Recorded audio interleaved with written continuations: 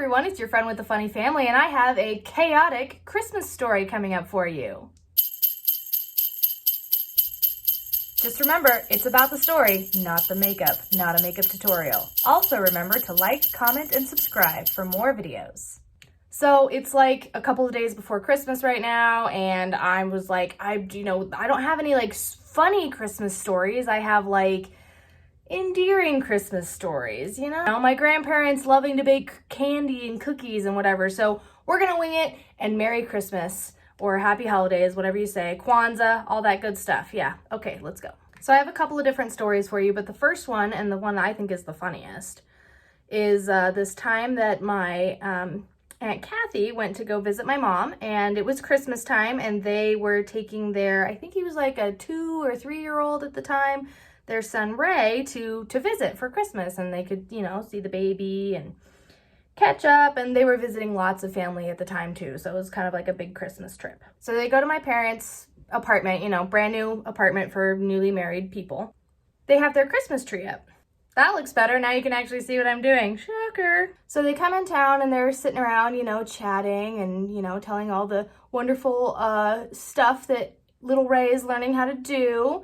And this kid keeps going over to the Christmas tree, looking at the ornaments and going to them and wide-eyed with his hand, but he's saying, no, Ray. No, Ray. I guess that's what his parents and everyone would tell him if he was starting to do something he shouldn't. No, Ray. And so he's telling himself, no, Ray, but he's like going for it anyways. I was just like, that is the internal dilemma of everyone all the time. No, I shouldn't do that, but I want to. I'm going to. Kids always make Christmas really fun, right? We're going for a festive look, everybody. Let's see if we can do it. We're going real sparkly today, guys. So my next story actually has to do with phone etiquette. So my mom was big on teaching us phone etiquette, and she taught us when we were like really little, like 3 and 4, She had us answering the phones. Thursday residents, this is Pineapple speaking. And then the people on the phone would just be like, that's a little voice. We're like, is your mom there? May I ask who's calling? They were just dying. They're like, oh my gosh, these kids. All right, let's see how this works. Oh my God, sparkles? I'm gonna have glitter for days. Glitter for days. I love it. It's glittery. Can you see that? Can you see that? Like, oh my gosh, glitter.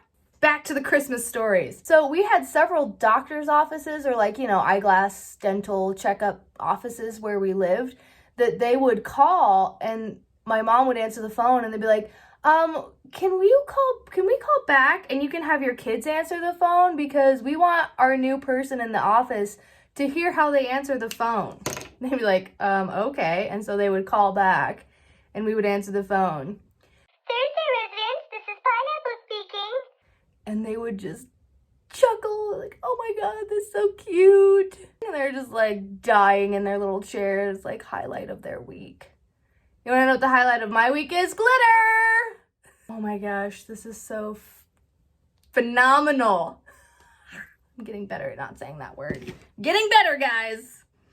Okay, so phone etiquette. I know, it's not making sense right now. It's a chaotic Christmas story. This has a point because during Christmas, we would record, okay, do you guys remember when we had like the voicemail stuff with the tape, the actual tape that you put in the machine, and then you would push the button and you would record the whole like, we're not home right now, please leave your name and number after the tone. Burp. When the phone would pick up, you would hear it go, and then you could hear the people recording if you were home, like if you were screening phone calls, which some people do that. Now we just don't answer the phone anymore. We just look at our screens and we're like, meh.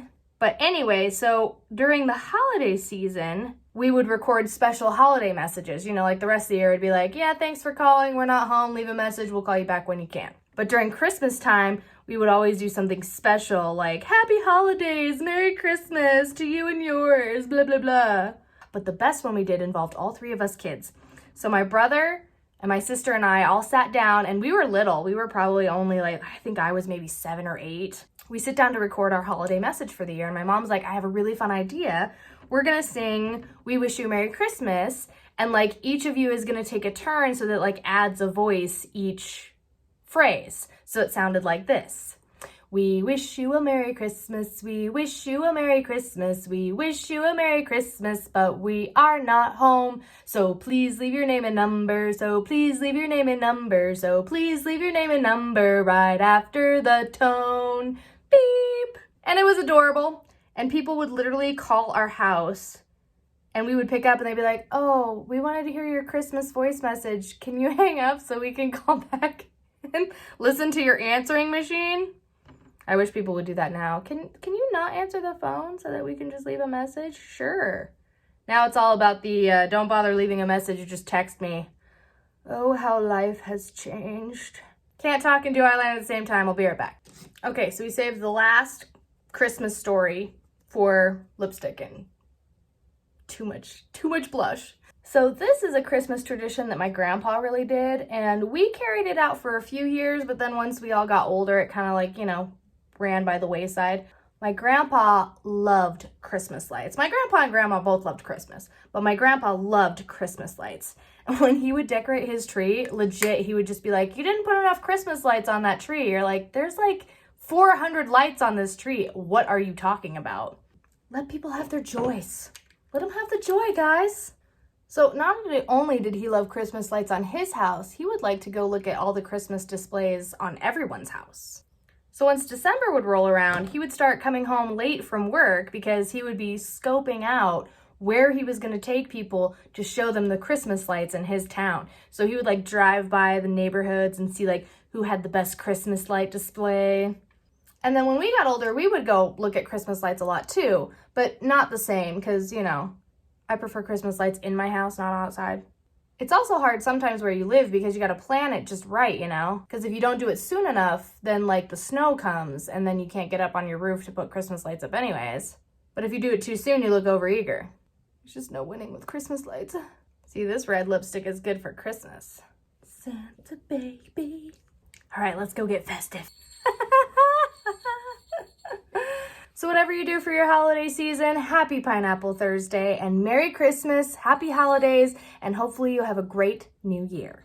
That's my chaotic Christmas story for this year. Join me next year for more Christmas stories and next week for more Pineapple Thursday, because Friday is too far away.